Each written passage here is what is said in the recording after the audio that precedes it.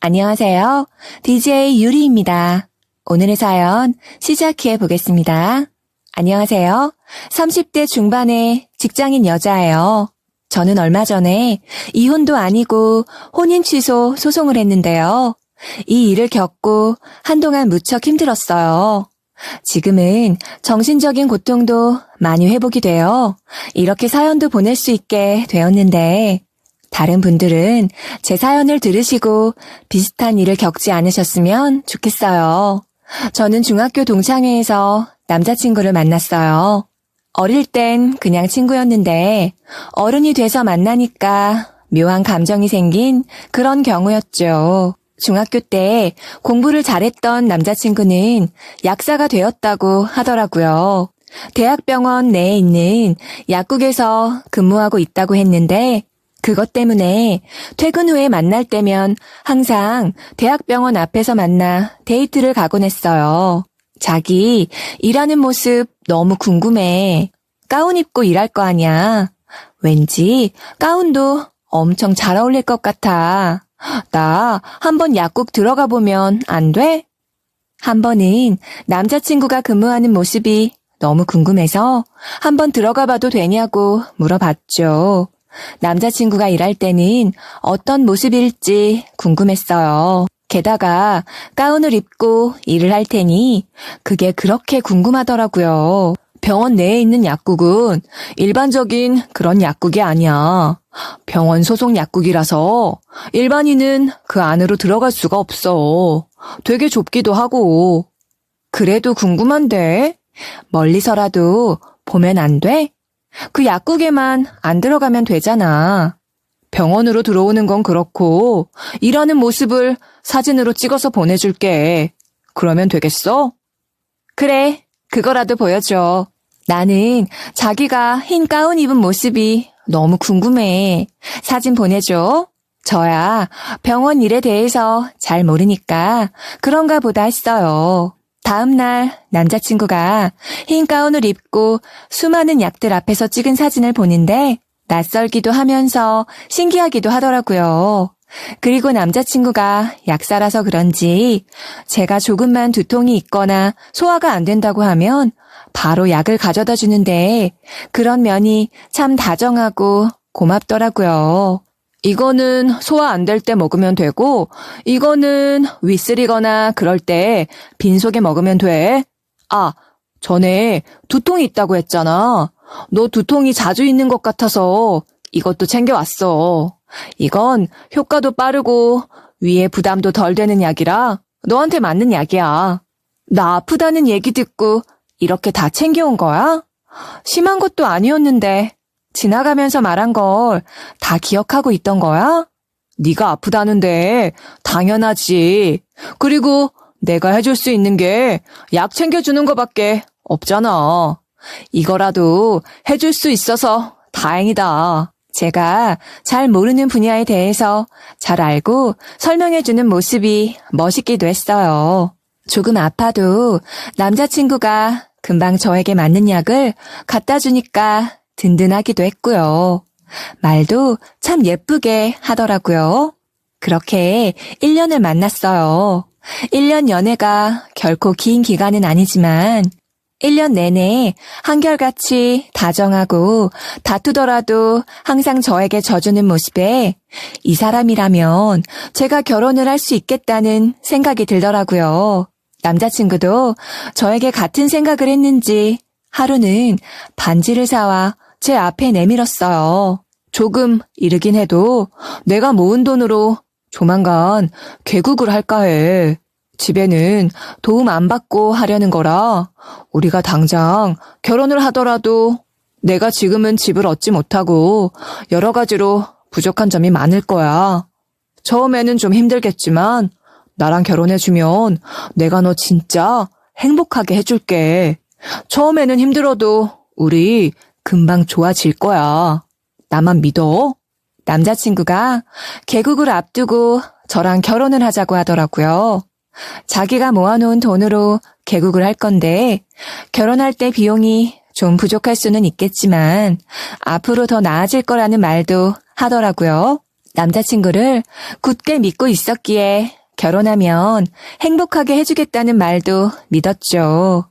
그리고 앞으로 개국을 할 거라고 하니 저는 남편이 하는 일을 적극적으로 지지해주겠다고 마음 먹었죠. 그런 건 상관없어. 당장 집 없어도 돼. 내가 사는 집에서 소소하게 시작하다가 살림이 좀 나아지면 그때 집 구해도 돼. 나도 자기랑 결혼하고 싶어. 당신이 개국 준비하는데 내 도움이 필요하다고 하면 나는 언제든 도울 준비가 되어 있어. 말만 해. 내가 집도 얻어두고 결혼하자는 말을 해야 하는데 이렇게 상황이 안 좋아서 너무 미안해. 그래도 너 놓치고 싶지 않아서 빨리 결혼하고 싶었어. 나도 자기 놓치기 싫어. 일단은 내 오피스텔에서 우리 신혼생활 시작하자. 나중에 시간 지나고 보면 이것도 다 추억이 될 거야. 우리 좀 어려워도 우리 힘으로 잘해보자. 난 그게 더 좋아. 그렇게 저희는 결혼을 하게 되었어요. 남편이 개국을 준비하고 있던 중이라 현금이 없다고 하더라고요. 하는 수 없이 제가 혼자 살던 원룸 오피스텔에서 신혼생활을 시작하게 되었죠. 남편은 집을 구하지 못한 것을 많이 미안했지만 사실 저는 상관없었어요. 남편이 약국을 열겠다는데 그 정도의 희생은 어쩔 수 없다고 생각했죠. 그래도 사랑하는 사람과 결혼을 했고 우리가 앞으로 잘 꾸려나갈 수 있을 거라는 믿음도 가득했죠. 우리 동거도 아니고 결혼한 건데 원룸에서 지내는 건 아무래도 아닌 것 같다. 우리 장모님한테 부탁드려서 작은 집이라도 얻어볼까? 장모님 혼자 지내시는 집 넓잖아. 장모님이 집 줄이시고 우리 돈 좀 빌려주시면 그래도 투룸은 어떻게 얻어볼 수 있지 않을까? 친정 엄마에게 돈을 빌려서 집을 구한다는 게 어쩐지 내키지는 않더라고요. 결혼 전만 해도 좀 불편하고 힘든 거 참고 시간이 걸리더라도 우리 힘으로 집을 구하기로 했는데 결혼한 지 한 달도 되지 않아서 엄마에게 손을 벌리고 싶지는 않았죠. 난 그래도 우리 힘으로 집 구하고 싶어. 엄마는 돈 빌려주겠다고 하겠지만 내가 내키지 않아. 그럼 내가 차용증 쓰고 장모님께 돈을 빌리는 건 어때? 그건 손 벌리는 것도 아니고 정확히 갚겠다는 뜻이니까 장모님도 당신도 덜 부담스럽지 않겠어? 나 원룸에서 지내는 거 솔직히 많이 힘들어서 그래. 우리 둘이 사는데 원룸은 아무래도 너무 작잖아? 남편이 원룸에서 지내는 게 힘들다고 하니 저도 계속 반대를 하기는 어렵더라고요. 성인 두 사람이 그 작은 원룸에서 지내려니 편할 수는 없었죠. 솔직히 원룸에 두 사람의 짐이 가득 차 있는 상황이라 저도 불편하기는 했고요. 그래, 차용증을 쓴다고 하니 서로 깔끔하고 좋지. 나도 너희가 그 좁은 원룸에서 결혼생활 시작한다는 게 영 마음에 걸렸는데 그 정도는 해줄 수 있어. 남편이 나서서 친정엄마에게 사정을 말하고 돈을 빌리고 싶다며 차용증도 쓰겠다고 했더니 엄마가 그러자고 하시더라고요. 엄마에게 도움을 요청한다는 게 마음이 불편했지만 엄마가 흔쾌히 알겠다고 하시니까 감사하기도 하더라고요. 솔직히 전세라도 우리가 신혼생활을 시작할 집이 생긴다는 게 들뜨기도 했어요. 장모님이 이사도 하셔야 하고 여러모로 불편을 드려서 죄송해요. 지금은 개국 때문에 돈이 많이 들어가다 보니까 당장은 못 갚아도 제가 살림 나아지는 대로 금방 갚도록 할게요. 일단은 2억으로 그래도 둘이 살만한 집 잘 구해봐. 투룸 전세라도 얻을 수 있겠지? 감사합니다. 저희 상황이 이래서 면목이 없기도 하고요. 그래도 이 돈 갚는데 오랜 시간이 걸리지는 않을 겁니다. 금방 안정되는 대로 바로 돈 갚도록 하겠습니다. 약국이 오픈한다고 바로 돈이 생기는 건 아닐 테니까 천천히 해. 개국 준비는 잘 되어가? 위치는 정한 거야? 결혼에 개국까지 준비하느라 바쁠 텐데 몸도 챙기면서 일하고 있는 거지? 그럼요. 아무래도 서울보다는 수도권 외곽 쪽으로 생각하고 있어요. 출퇴근 시간이 좀 걸리긴 해도 그게 나을 것 같아서요. 당장은 정신이 없지만 그래도 지금이 적기인 것 같아요. 그래도 저희 집에서도 도와주신다고 하고 있고요. 그래서 생각보다 수월하게 일이 진행될 것 같아요. 남편은 약국이 많지 않은 수도권 외곽의 신도시에 약국을 낼 생각을 하고 있었어요. 너무 경쟁이 치열하지 않은 곳을 찾다 보니 그곳만한 데가 없다고 하더라고요. 신도시에 병원은 있는데 약국이 아직 몇 개 없어서 위치 조건이 아주 좋다고 하더라고요. 근데 좀 이상했죠?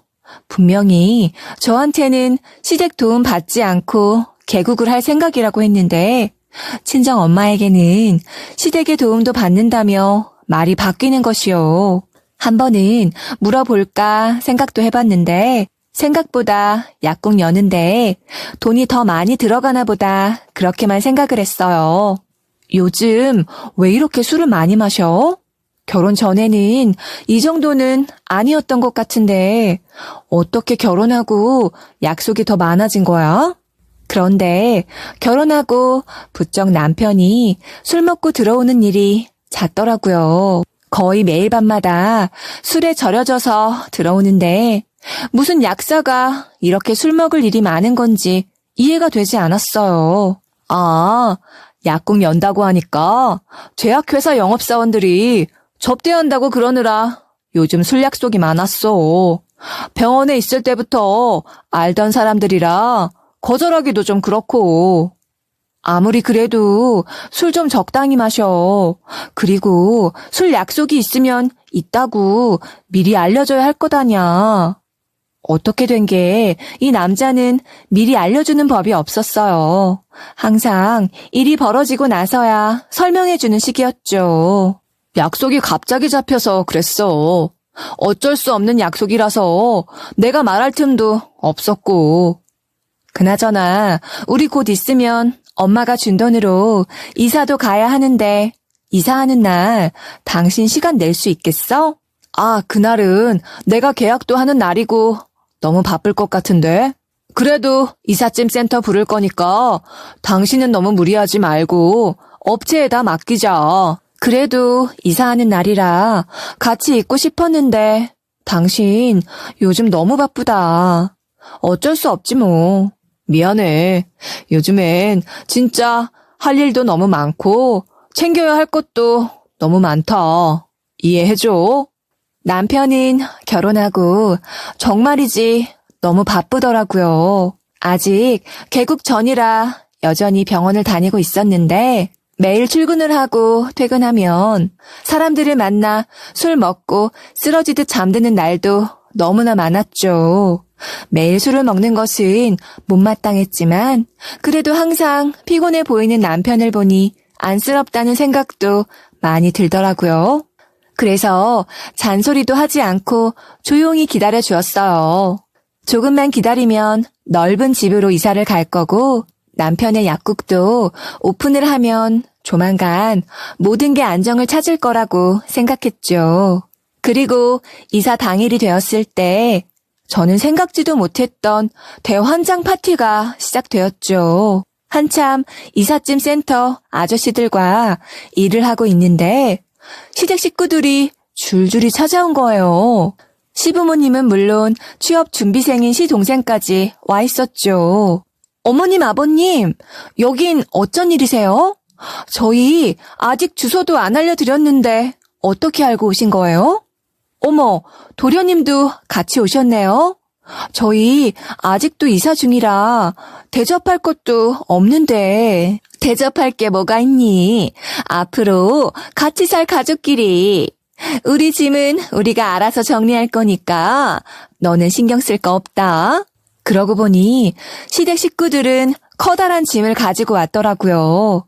전 당최 이게 무슨 일인지 이해가 되지 않았죠. 남편에게 연락을 받은 것도 없었던 터라 시댁 식구들이 갑자기 나타난 것도 당황스러웠지만 앞으로 같이 살 가족이라는 말은 도저히 이해가 되지 않더라고요. 시모가 뭔가 잘못 알고 온 거라고 믿고 싶었죠. 같이 살 거라뇨? 그게 무슨 말씀이세요? 저는 남편에게 아무것도 들은 얘기가 없는데 오늘 그냥 와보신 게 아니라 같이 살려고 오셨다는 말씀이세요?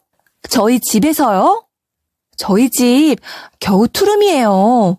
여기서 어떻게 다 같이 살아요? 저는 당황해서 말까지 더듬었죠. 왜 아니겠어요? 겨우 투룸짜리 집인데 이 집에서 어른 5이 어떻게 같이 살겠어요?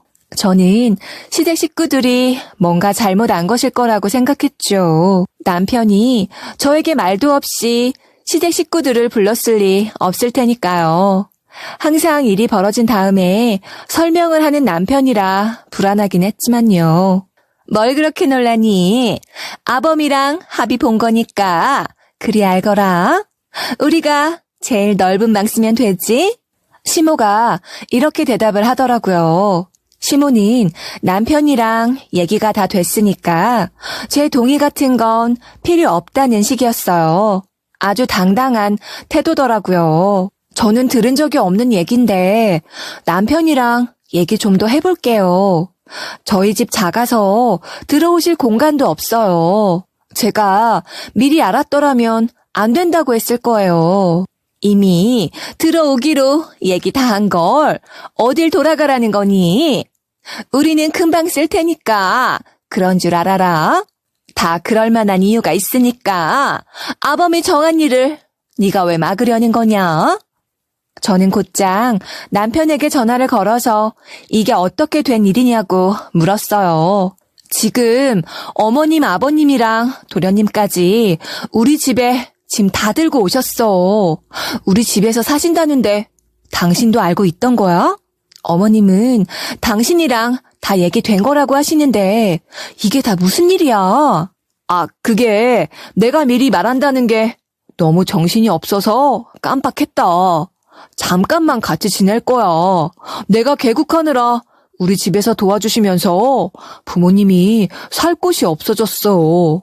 좀 힘들겠지만 2년만 참자.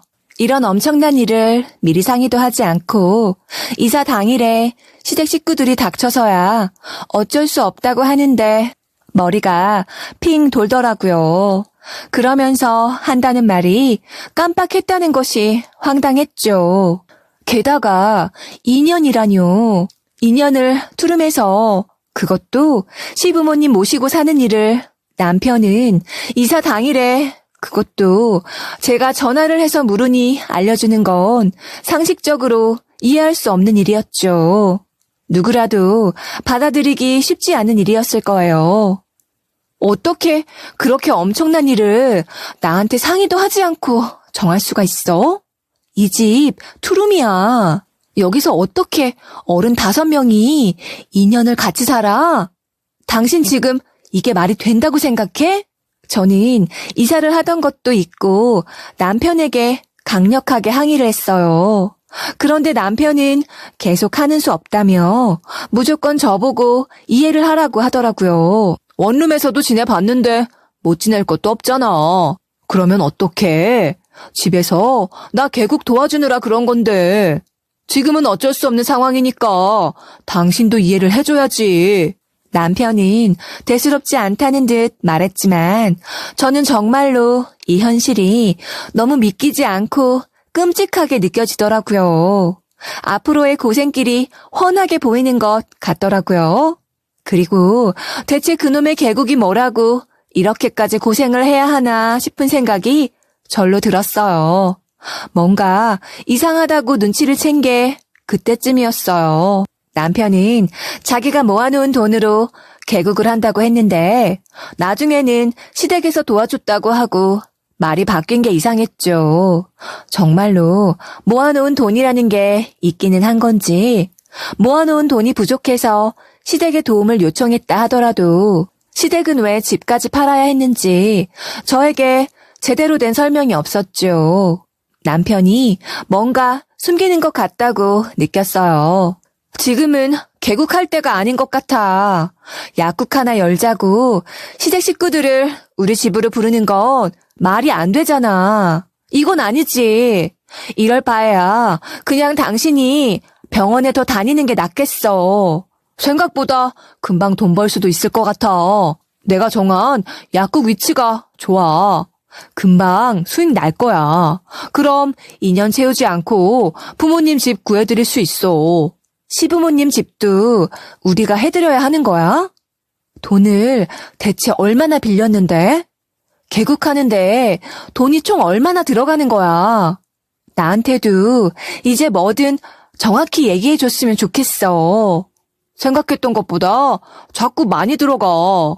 나도 확실하지 않아서 말해줄 수 있는 게 없어. 이사는 잘한 거야? 오늘 정신 없는데 내가 같이 못 있어줘서 미안해.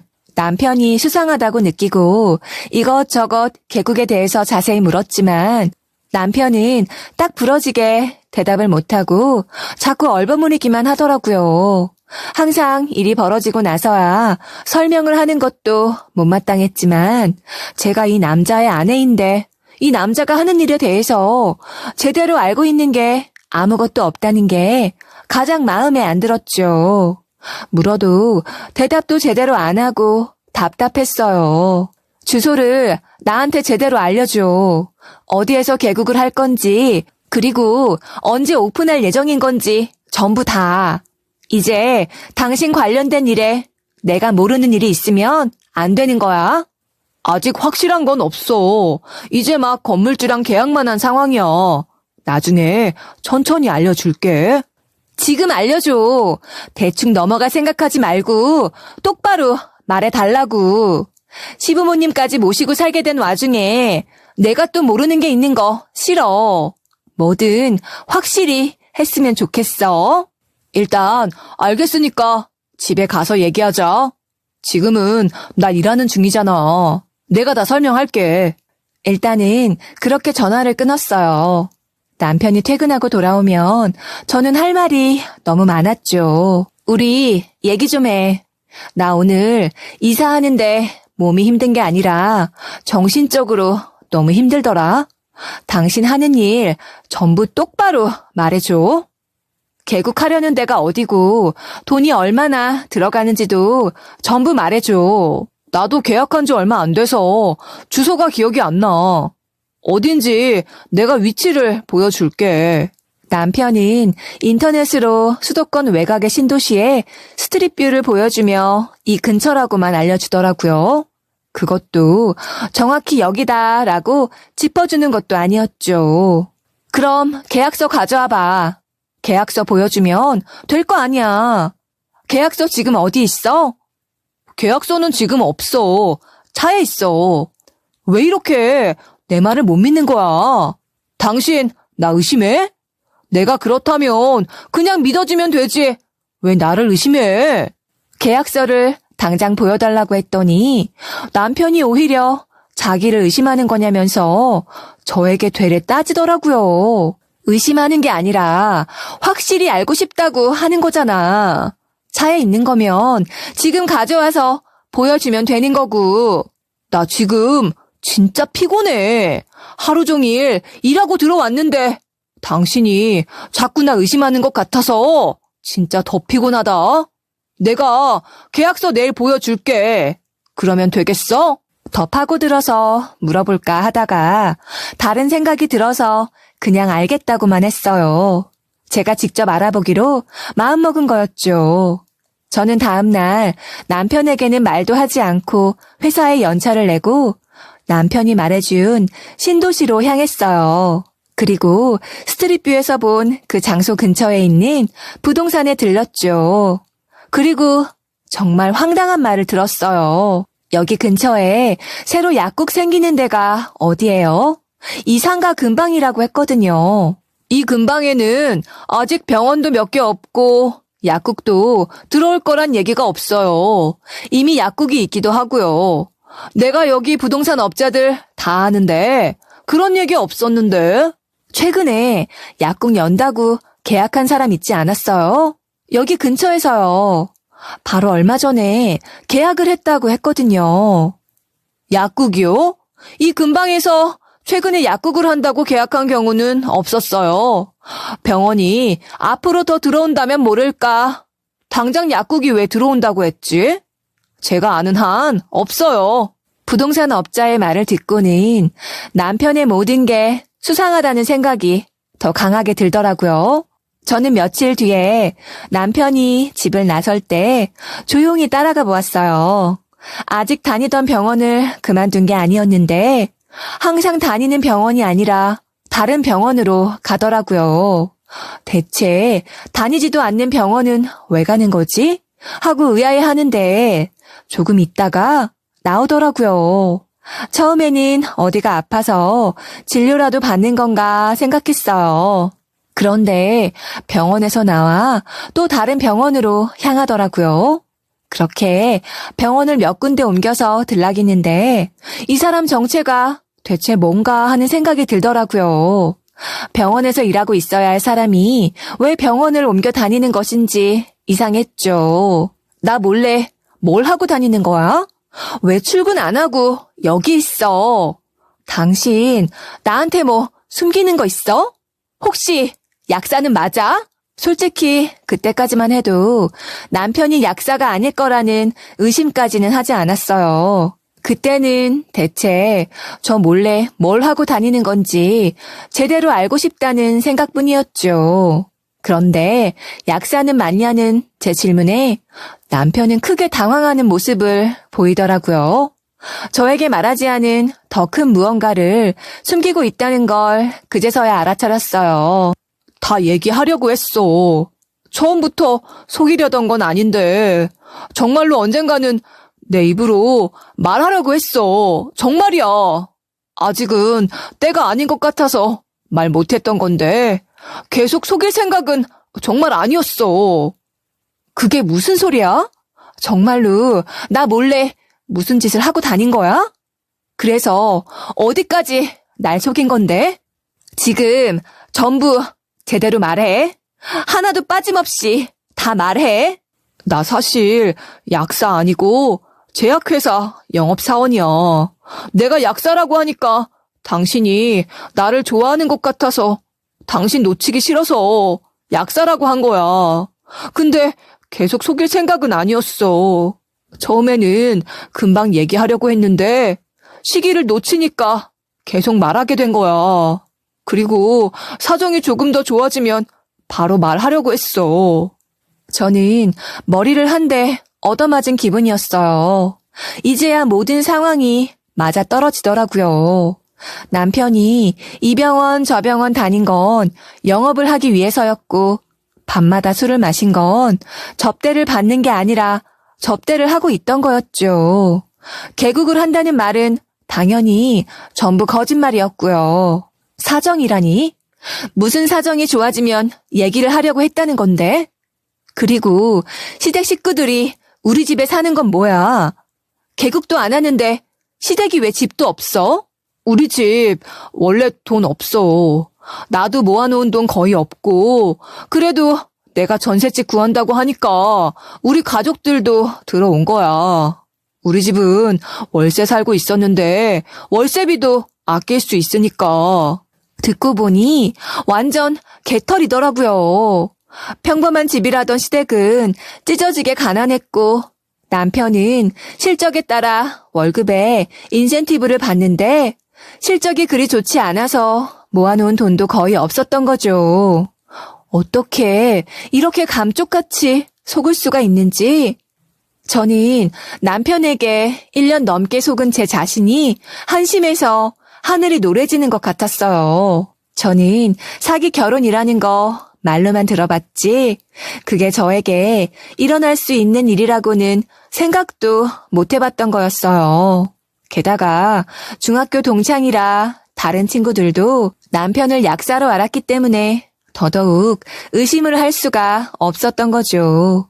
개국은 개소리였죠. 애초에 계약서 같은 것도 없었고요. 당신이 무슨 짓을 한 건지 알아? 이거 사기 결혼이야. 어떻게 연애하는 동안부터 지금까지 감쪽같이 속일 생각을 한 거야? 난 당신 절대로 용서 못하겠어. 이건 진짜로 그냥 못 넘어가. 나 당신 사랑해서 그랬어. 놓치고 싶지 않았어. 그리고 나 금방 돈 벌 수 있어. 지금 잘 되어가는 것도 있고 내가 비록 약사는 아니지만 당신 행복하게 해주겠다는 약속은 진심이었어. 제약회사 직원인 게 마음에 안 들면 그 회사 그만둘 거야. 안 그래도 나 사업하려고 했어. 지금 당신 직업 때문에 이러는 건 줄 알아? 당신이 나를 너무 오랫동안 너무 감쪽같이 속였다는 사실이 충격인 거야. 게다가 이게 나만 속인 거야? 우리 엄마까지 속인 거잖아. 난 엄마한테 뭐라고 말해? 장모님한테는 아직은 말하지 말자. 좀 있으면 사실대로 말해도 괜찮은 상황이 될 거야. 나 믿고 조금만 기다려줄 수 없어? 진짜 조금만 기다리면 된다고. 나보고 너랑 같이 우리 엄마를 속이자는 거야? 내가 그걸 좋다고 받아들일 것 같아? 진정해. 이거 그렇게 화낼 일 아니야. 내가 너 사랑해서 그랬다니까. 너 놓치기 싫어서 가진 수를 다 쓴 거라고. 솔직히 살면서 이만큼 누구 사랑해 본 적 없어. 그래서 나 정말로 너 놓치기 싫었어. 내 마음은 제발 좀 알아줘라. 남편이 사랑해서 거짓말을 했다고 해도 저를 속인 사람인데 어떻게 믿을 수 있겠어요? 이해할 수도 없었죠. 약사 가운 입고 찍은 사진까지 저에게 보여준 건 작정하고 속인 거잖아요. 그것뿐이 아니었죠. 데이트하기 전에 만나는 장소도 항상 대학병원 앞이었는데 생각해보니 제가 약국에도 가지 못하게 막았던 것도 전부 저를 속이기 위해서였다고 생각하니 소름이 끼치더라고요. 그럴듯한 말로 저를 속인 거예요. 아주 철저하게 연애할 때부터 저를 속인 거죠. 신도시에 개국을 할 거란 말도 전부 새빨간 거짓말이었죠. 제가 제대로 알고 있는 건 하나도 없었어요. 사기꾼이 작정하고 속이면 배견할 사람이 없다고 하는데 그게 저의 일이 될 거라고는 상상도 못 해본 일이었어요. 그것도 제 남편에게 이렇게 당할 거라고 누가 상상이나 했겠어요? 저는 스스로가 원망스럽기까지 하더라고요. 처음부터 의심하고 알아봤어야 했나, 뒷조사라도 했어야 했나, 내가 어떻게 이렇게 아무것도 몰랐을 수가 있을까? 처음엔 제 탓만 했죠. 어쨌든 이제 모든 걸 알게 된 이상 행동해야 할 때였어요. 그래서 이혼 전문 변호사를 찾아갔죠. 이럴 때는 혼인 취소 소송을 해야 하는 것인지 이혼 소송을 해야 하는 건지 저 혼자서는 생각하기도 머리가 복잡하더라고요. 남편이 직업을 속이고 저랑 결혼했어요. 평범하다고 했던 시댁은 알고 보니 찢어지게 가난했고요. 연애할 때부터 속여서 저랑 결혼을 한 데다 남편이 저희 친정 엄마한테 돈까지 빌렸어요. 저는 방금 전에 이 사실을 알았는데 이건 혼인 무효인가요? 취소인가요? 아니, 그것도 아니면 이혼을 해야 하나요? 저는 그간의 일을 설명하는데 결혼한 지 2달도 되지 않아서 제가 이혼 전문 변호사 앞에 앉아 있다는 사실이 믿기지 않더라고요. 사기 결혼인 경우 혼인 취소 소송을 하실 수 있습니다. 지금 같은 경우에는 직업과 재산 등 전부 사기라고 볼 수 있어서 혼인 취소 소송도 가능할 것 같습니다. 변호사와 상담을 하고 나니 이제는 제가 무얼 해야 할지 명확해지더라고요. 일단 시댁 가족부터 집에서 내쫓아야 했죠. 그 집은 우리 엄마의 집이었으니까요. 어머님, 아버님, 그리고 도련님, 제 집에서 짐 빼시고 나가주세요. 여기 저희 엄마가 주신 제 집이고 저는 그이랑 헤어질 거니까 나가셔야 하는 이유도 충분해요. 아니, 너 갑자기 그게 무슨 소리냐? 시부모 모시고 살기 싫다고 지금 이혼이라도 하겠다는 거야? 결혼을 했으면 시부모 모시고 살 수도 있고 싫어도 해야 하는 것도 있는 건데 어디서 이렇게 막무가내로 행동해? 아무리 요즘 사람들이 이혼을 쉽게 생각한다고 해도 겨우 이런 일로 헤어지냐? 겨우 이런 일 아니에요. 이제는 남편이라고 부르고 싶지도 않은 그 사람, 저를 완전히 속였어요. 약사도 아니면서 저에게 약사라고 속였잖아요. 개국을 한 해 만에 해가면서 저희 엄마한테 돈까지 빌리고 그것도 모자라서 시댁 식구들을 이 좁은 집에 전부 부른 사람이랑 제가 어떻게 결혼 생활을 계속 이어서 하죠? 혹시 어머님도 이미 알고 계셨던 건가요? 넌 그걸 어떻게 알았니? 아범이 벌써 말한 거냐? 내가 아직은 때가 아니라고 했는데. 시모도 남편이 저를 속인 걸 전부 알고 있었더라고요. 그러면서 뻔뻔하게 시부모 모시고 살 수도 있는 거 아니냐고 했던 거죠. 남편과 시댁은 한통속이 되어서 저를 속인 거예요. 어머님도 다 알고 계셨던 거예요? 남편이 저를 속이는데 그래선 안 되는 거라고 말리셨어야죠. 근데 사실대로 얘기하면 안 된다고 하셨다고요? 어떻게 그러실 수가 있어요? 이게 얼마나 엄청난 거짓말인지 모르시는 거예요? 이거 사기예요. 그래도 이왕 결혼한 거 어쩌겠니? 걔가 널 얼마나 좋아했으면 그랬겠어. 못 산다는 그런 미운 말 하지 말고 힘을 합쳐서 잘해볼 생각을 해야지. 옛날에는 이런 일 허다했어. 이 정도는 별일도 아니야. 시모의 그 뻔뻔한 말을 듣는데 피가 거꾸로 솟는 기분이더라고요. 용서해달라고 싹싹 빌어도 용서가 안 되는데 이 정도 일은 별일 아니라는 말은 기분이 정말 더럽더라고요. 전 그럴 생각 없으니까 제 집에서 당장 나가세요. 전 소송 준비 중이니까 더 이상 저 설득할 생각도 하지 마세요. 널 좋아해서 그런 사람이 뭐가 그리 나쁘냐? 그래도 너희가 서로 좋아해서 결혼을 했으면 그 정도 흠은 감싸고 사는 게 부부지. 시부가 한마디 거드는데 이 사람들이랑은 도무지 대화가 통하지 않더라고요.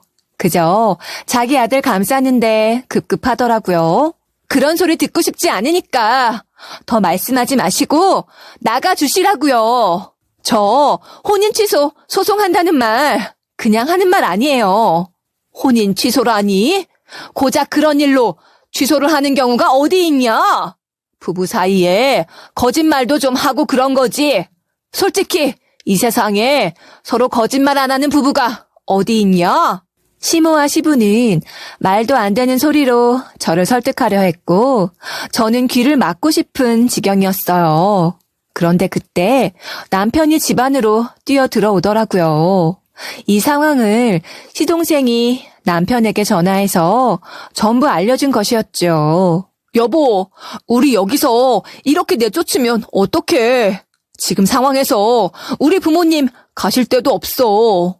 아무리 그래도 이건 아니잖아. 길바닥에 나앉으라는 거야? 당신 나에 대한 애정이 이것밖에 안 돼? 남편이 저를 붙잡고 애원을 하더라고요. 저에게 다정하던 것도 거짓은 아니었나 하는 생각만 들더라고요. 저는 이 사람을 절대로 믿을 수 없게 된 것이었죠. 당신이 나한테 직업만 속였어? 이사하는 날 시댁 식구들 온다는 얘기 나한테 미리 상의한 적 있어? 입만 열면 거짓말인 너랑 너희 가족을 내가 왜 사정 봐줘가면서 걷어줘야 돼? 그리고 뭐 애정? 애정 같은 소리 하지 마. 나한테 사기친 사람한테 줄 애정 같은 거 없어. 당신에 대한 신뢰가 완전히 깨진 상태에서 나한테 애정을 바라지 마. 내가 잘못했어. 전부 인정해. 나 지금 영업도 제대로 안 되고 우리 부모님 지금 나가면 정말로 갈 데도 없고 그래도 장모님은 돈이 급하신 것도 아니잖아. 잠깐 우리 부모님만 좀 계시게 해줘. 다시 말하지만 사정 봐주기 싫어? 당신 포함해서 당장 짐 빼서 나가. 좋게 말하는 것도 이번이 마지막이야. 우리 못 나가. 지금 이렇게는 절대 못 나가. 지금 내가 하고 있는 일이 있어. 당장은 돈이 없지만 곧 있으면 큰 돈 생길 거야. 개국하는 것보다 더 큰 돈 생기는 일이야. 내가 속인 건 미안하지만 돈 들어올 거 생각해서 당신도 조금만 참아줘. 내가 약사가 아니라도 돈만 많이 벌면 꼭 헤어질 필요는 없는 거잖아. 지금 뭔가 착각하는 것 같은데 약사가 아니어서 헤어지자는 거 아니야. 당신이 나를 완전히 속였다는 것 때문에 헤어지자는 거야. 이런 사람을 어떻게 믿고 평생을 함께해?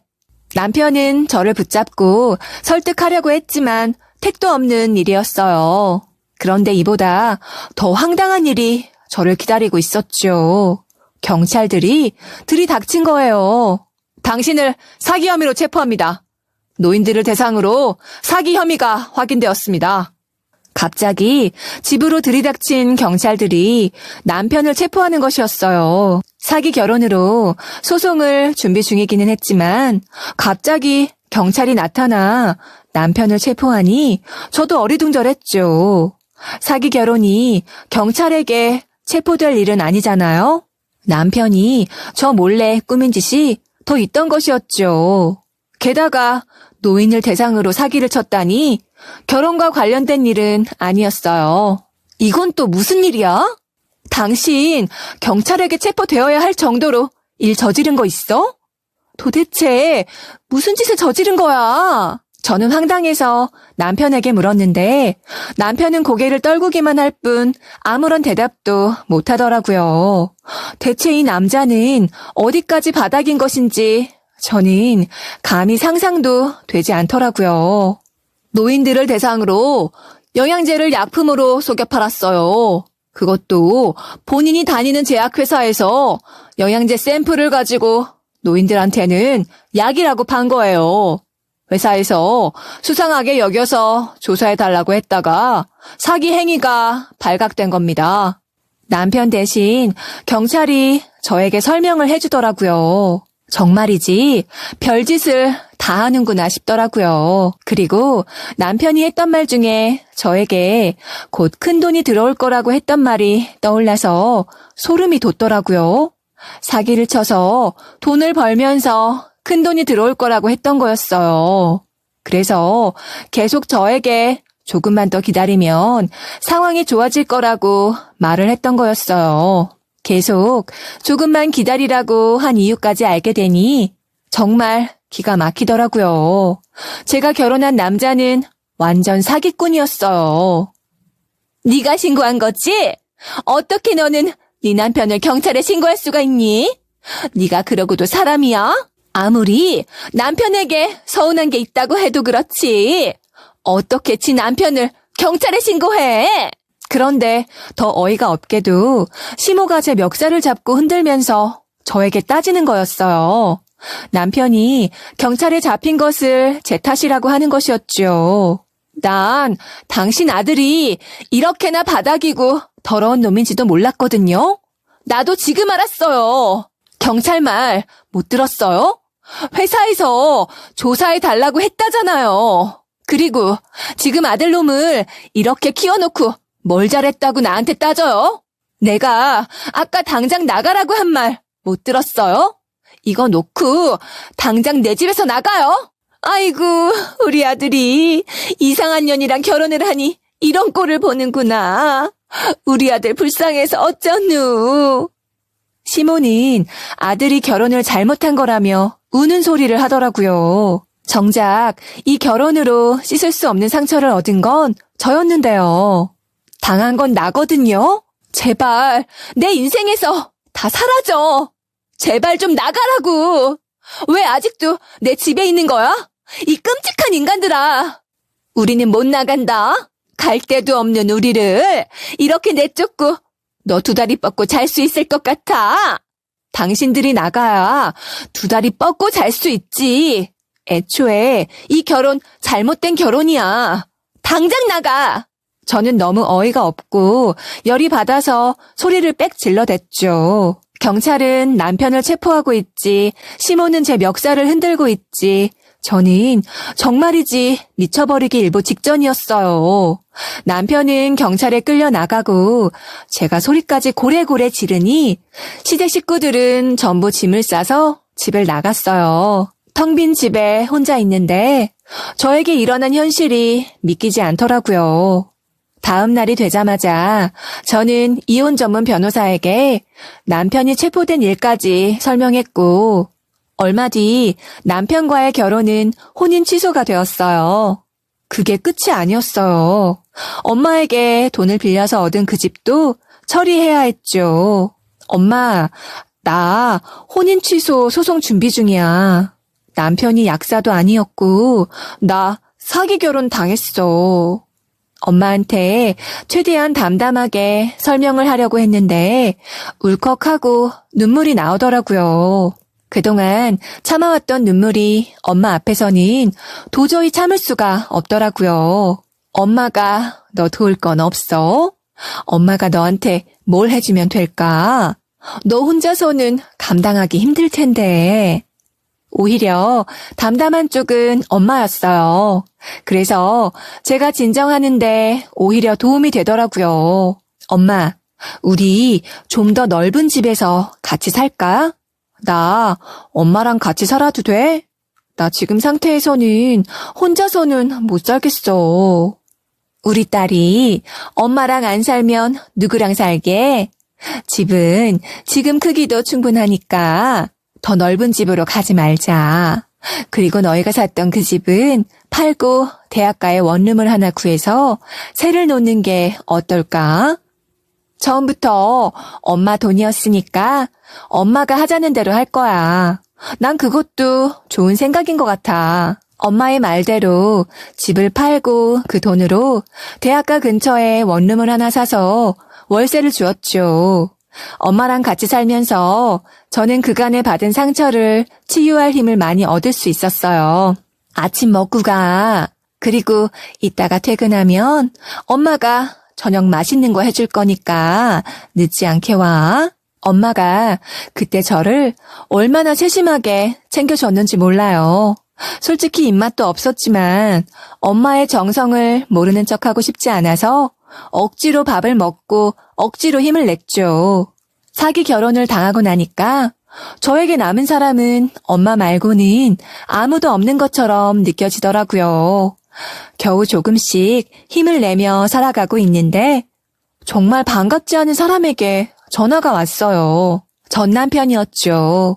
전화를 받지 않으려고 하다가 욕이라도 퍼부어줄 심산으로 전화를 받았어요. 나는 당신이 정말로 나랑 헤어질 거라고는 상상도 못했어. 조범이라고 집행유예 받았어. 당신이 나를 사기꾼이라고 생각할지도 모르지만 나 그런 놈 아니야. 전 남편 놈은 감히 제 앞에는 나타날 수 없었는지 전화로 자기 소식을 전하는데 그 목소리도 끔찍하게 싫었어요. 제 인생에서 가장 최악의 사건을 만들어준 남자의 목소리인데 얼마나 싫었겠어요? 네 소식 알고 싶지도 않다. 사기 결혼도 모자라서 어르신들한테도 사기치고 다닌 놈에 대해서 알고 싶지도 않아. 네가 초범이건 아니건 그것도 중요하지도 않고. 나 정말로 너 사랑해서 그랬어. 그거 하나는 믿어줬으면 좋겠다. 내가 널 사랑한 건 진심이었어. 그리고 나 처음부터 그렇게 엉망이었던 건 아니야. 나 너 만나고 이렇게 된 거야.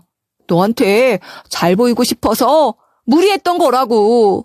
사랑해서 속였다고 하면 제가 감동이라도 받을 줄 알았나 보죠? 황당하더라고요.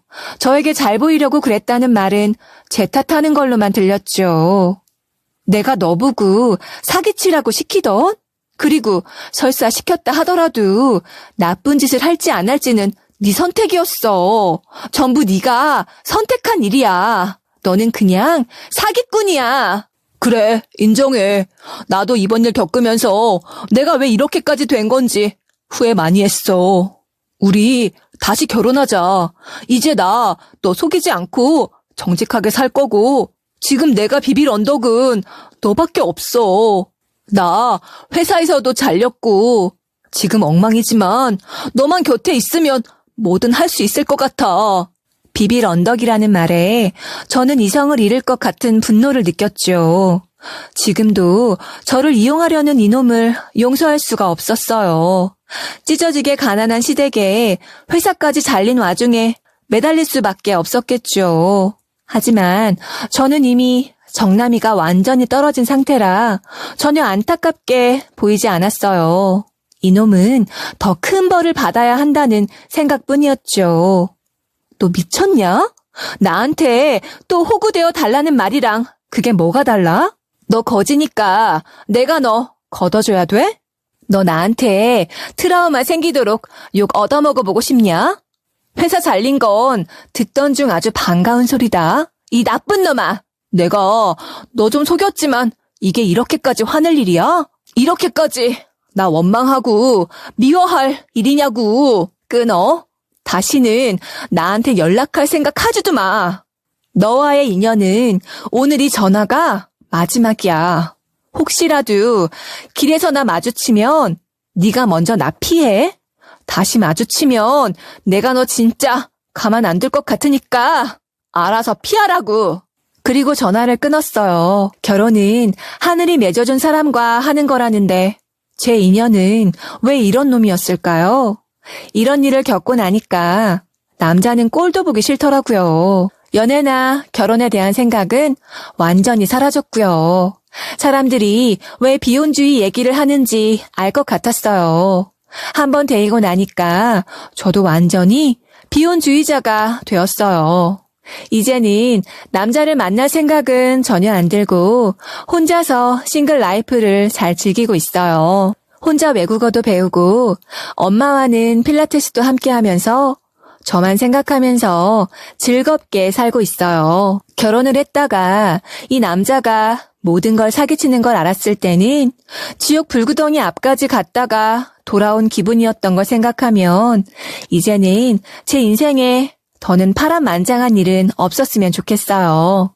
이제는 조용히 제 인생을 즐기면서 살고 싶어요. 그리고 혼자라는 게 외롭다는 생각도 들지 않고 오히려 혼자라서 감사하다는 생각이 들더라고요. 여기까지가 제가 겪은 짧지만 끔찍했던 결혼의 기억이에요. 부디 저와 비슷한 일을 겪는 분이 없기를 바라면서 사연을 마칠게요.